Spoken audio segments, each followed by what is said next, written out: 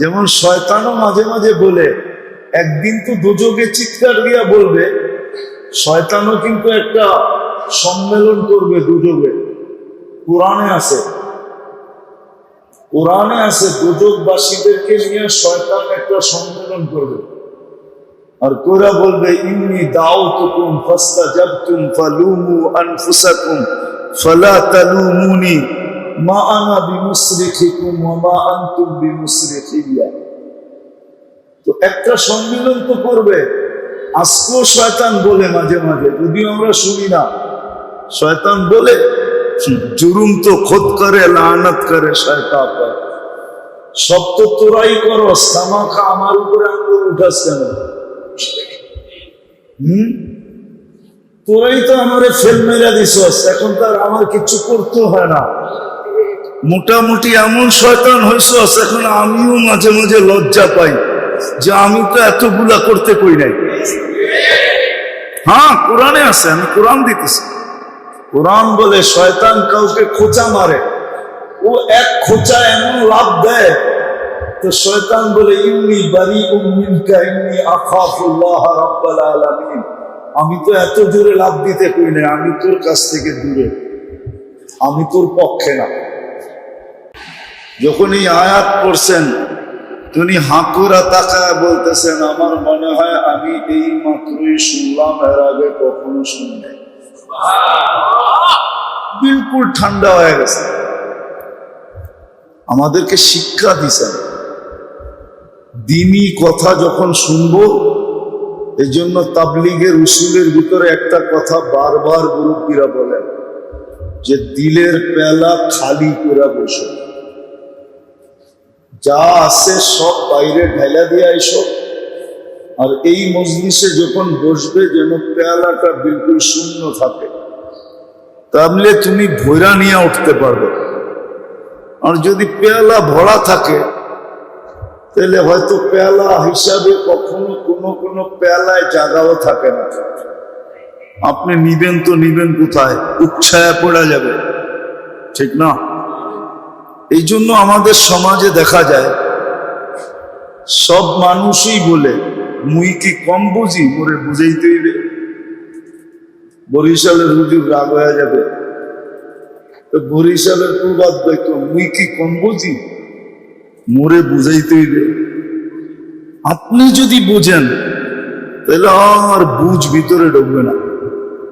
এই জন্য তৃতীয় আদব হলো পেয়ালাকে বিলকুল শূন্য করে বসা,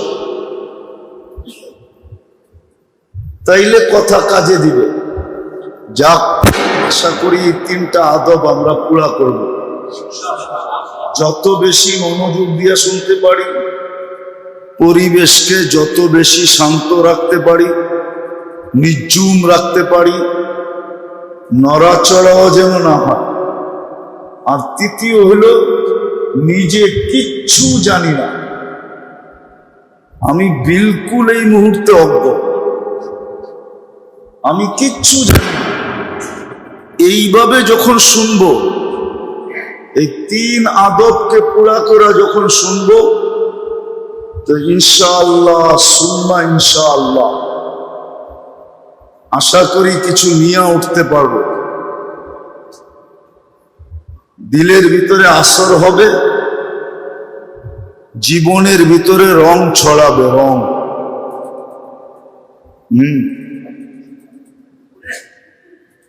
গ্রান নিজের ভিতরে থাকলে কি অপরকে গ্রান দেওয়া যায়? ফুলে যদি গ্রান না থাকে তাহলে কাউকে গ্রান দেওয়া যায় না। দেওয়া যায় নাকি? ঠিক তদ্রুপ এরকমই ভিতরে আসর হবে, শরীরে রং লাগবে, তখনই দেখবেন যে আপনার থেকে হাজারো মানুষ গ্রান নিবে, হাজারো মানুষ। এই জন্যই হাদিসে একটা ছোট্ট কথা আছে, তুবা লি আবদিন। কিছু লোক আছে দুনিয়াতে যাদেরকে আল্লাহ মঙ্গলের চাবিকাঠি বানাইছে, যাদের থেকে মানুষ মঙ্গল পায়, মঙ্গল, অমঙ্গল পায় না। মিফতাহান লিল খায়র, ওর থেকে ভালোই পায়। খারাপ কেউ পায় না। তা আল্লাহ ওর জন্য মালা রাখছেন, তুবা নামক মালা ওর জন্য রাখা আছে। আজকে হয়তো পড়াবে না, মরার পরে ওকে পড়ায় দিবে আল্লাহ। তো মানুষ ওর থেকে পাইতে থাকে। যেরকম ফুলের ভিতরে ঘ্রাণ, মানুষ ঘ্রাণ পাইতে থাকে, ঠিক কিছু লোক দুনিয়া এরকম আছে যাদের থেকে মানুষ ঘ্রাণ পাইতে থাকে। কিছু চেহারা দুনিয়াতে এরকম আছে, ছিল, এখনো আছে, এখনো আছে।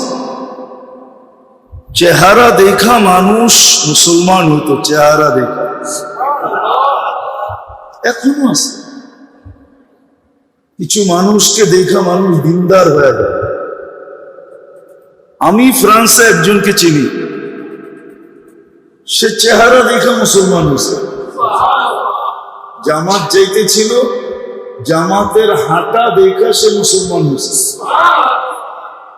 আমি আমেরিকাতে একজনকে চিনি যে ঘুম দেখা মুসলমান হয়েছে। শুধু তালিমের হালকায় বসে একজন ঘুমাইতেছে, তার ঘুম দেখা সে মুসলমান হয়েছে। এখন সেও বসে ঘুমায়। সত্য এটাই। এই জন্য যখন আদব পুরা করে শুনব, তখন ভিতরে আসর হবে, শরীরে ওটা ফুটা বাহির হবে।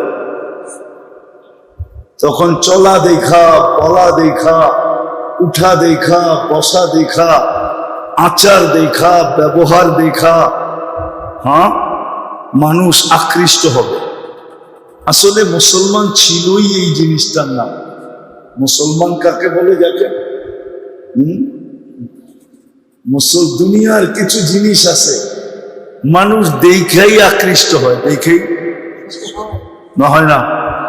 হ্যাঁ, এই যে টাইলসটা লাগাইছেন, এটা দেখেই তো আকৃষ্ট হয়েছেন, ঠিক না? হ্যাঁ, নাহলে এটা কি? মাটি, মাটি না? মনে হয় বিশ্বাস করেন না। 100% মাটি, 1%ও কম নাই। এটার উপরে তয়ম্মুম করলে তয়ম্মুম হবে। হুজুর আবার কি কয় জানি না, খুব এরকম চকচকা মাটি মুটি কিছু লাগবে না, তয়ম্মুম হবে না। মাটি, এটা মাটি। তো মুসলমান বলে ওকে যাকে দেখলে মানুষ আকৃষ্ট হয়, ইসলামে ঢুকতে পাগল হয়। আর না, মুসলমান, মুসলমান কোন শব্দের নাম না। মুসলমান তো ওকে যাকে দেখলে মানুষ ইসলামে ঢুকতে পাগল হয়। যেমন দেখা পিছ পিছ ঘুরতেছে, পিছ পিছ, আপনারা বুঝবেন না, যাদেরকে বুঝাইতেছি ওরা বুঝবে। দেখাই পিছ পিছ ঘুরতেছে, কোন সুযোগে একটু বলতে পারে কিনা আই ডট ডট ইউ। আবার 14 তারিখে একটা ফুলও হাতে ধরে দিতে পারি কিনা দেখি। কি দেখা? কি দেখছে? রূপ দেখছে, ঠিক না? রূপ দেখেই তো যুবকরা বসতেছে, কিন্তু মজা লাগতেছে, রূপ দেখেই তো। মুসলমান হলো যাকে দেখা আল্লাহ দেখাই মানুষ ইসলামে ঢুকতে চায়, ওকে বলে মুসলমান। মুসলমান কোন শব্দের নাম না। ইসলাম একটা রাজপ্রাসাদের নাম। যেরকম দুনিয়ায় কিছু ঘর আছে যেগুলা নেটের ভিতরে সবচেয়ে বেশি ভাইরাল, সৌন্দর্যের দিক দিয়া, ডিজাইনের দিক দিয়া, সাজগোজের দিক দিয়া, আছে না এরকম কিছু ঘর, প্রাসাদ আছে না? ইসলাম একটা রাজপ্রাসাদের নাম, যেটা যে দেখবে সে এটার ভিতরে ঢুকতে পাগল হবে। শুধু শুধু কোরআন বলে না, ইয়াদখুলুনা ফি দীনিল্লাহি আফওয়াজা, যে একবার দেখবে ও ঢুকতে পাগল হবে। ইসলাম একটা রাজপ্রাসাদের না, এরকম একটা প্রাসাদ যেটা ডিজাইন একমাত্র আল্লাহ করছেন। ইসলামের ডিজাইন কে করছে? ডিজাইনার কে? অন্য কেউ? আর্কিটেকচার কে? হ্যাঁ, আল্লাহ। ইসলাম এটার নাম। মুসলমান ওই ব্যক্তি যাকে দেখলে মানুষ ইসলামে ঢুকতে চায়। আরেকটা শব্দ বলি, যাকে দেখলে আল্লাহ মনে হয়। যাকে দেখলে কি? আল্লাহর কথা, আল্লাহর কথা। মুসলমান হোক, আপনারা হয়তো শুনছেন এটা, যে যাকে দেখলে আল্লাহর কথা স্মরণ হয় সে আল্লাহ। এটা শুনছেন না? হ্যাঁ হ্যাঁ, আল্লাহ তো মুসলমানই হয় না, অন্য কেউ হয়? অন্য কেউ হয়? কে হয়? আমারটা অসুবিধা কি? মুসলমান ও যারে দেখলে আল্লাহ স্মরণ হয়, যে লোকটা এরকম, এর আল্লাহ জানি কিরকম। ইসলাম একটা শব্দের নাম না। এই জন্য মেরে আবারও বলতেছি, কিন্তু কথা এখনো শুরু হয় নাই, একটু পরে শুরু হবে। আদাব পুরা শুনবো তো ভিতরে ক্রিয়া হবে, শরীরে রং ছড়াবে। আজকে আফসোস তো এটাই, আফসোস তো এটাই, যাকে দেখা আল্লাহ চিনা যেত, যাকে দেখা আল্লাহ স্মরণ হইত, যাকে দেখা আল্লাহ চিনা যেত, যাকে দেখা আল্লাহর পরিচয় পাওয়া যেত, যাকে দেখা আল্লাহর সন্ধান পাওয়া যেত, যেই ইসলাম দেখলে রাজপ্রাসাদ পর্যন্ত হার মাইনা মানুষের ভিতরে ঢুকতে পাগল হয়ে যেত, আজকে সারা দুনিয়া ওই মুসলমানের উপরে আঙ্গুল উঠায়। আফসোস তো আমার এইখানে, কিন্তু আমার কাছে তো ভাষা নাই, জাদু নাই। যদি থাকতো ওরকম, তাহলে আমি দুনিয়াকে বুঝায় ছেড়ে দিতাম যে মুসলমান কি জিনিস আর ইসলাম কি জিনিস। কিন্তু ভাষাও নাই, জাদুও জানি না। আজকে মুসলমান দেখা মানুষ আঙ্গুল উঠায়, ঠিক না? না উঠায় না? উঠায় না? সবচেয়ে বেশি দুনিয়ার আঙ্গুল কার উপরে? হ্যাঁ, বিজাতি তো উঠাই, এমনকি মুসলমান পর্যন্ত মুসলমানের উপরে আঙ্গুল উঠায়।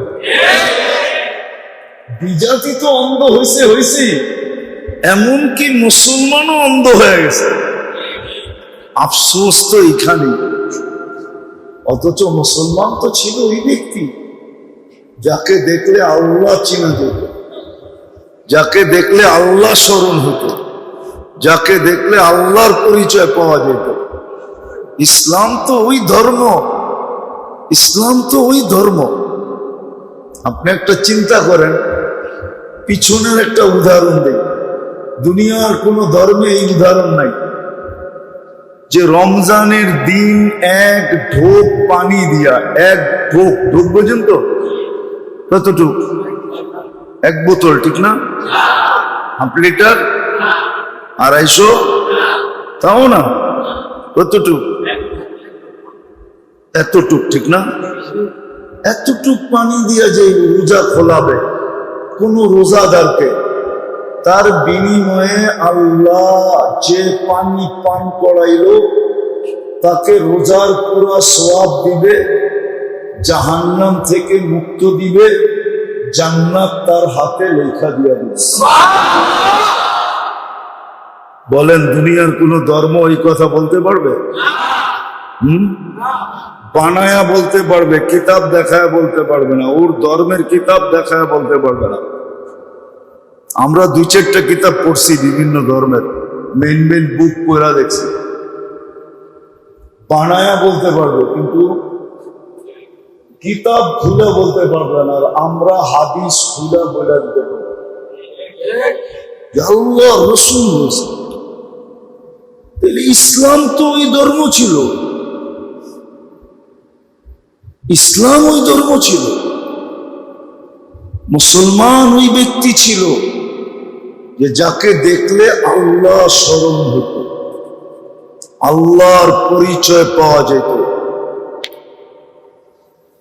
আর একটা বললে মনে হয় হুজুর রোষ হতে পারবে না, মানবে না আমার কথা।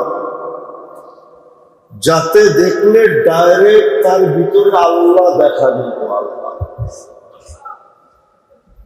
যদি এটা কোত্থেকে বললেন, তো আল্লাহ কেন কোরআনে বললো আইনামা তুয়াল্লু ফাসাম্মা ওয়াজহুল্লাহ, যেদিকে তাকাবি ওদিকে আমাকে দেখবি। তো মুসলমানকে দেখা ও ভিতরে আল্লাহ দেখতো, যেটার ভিতরে আল্লাহ বয়ে রয়েছে ওই যে দেখা যায়।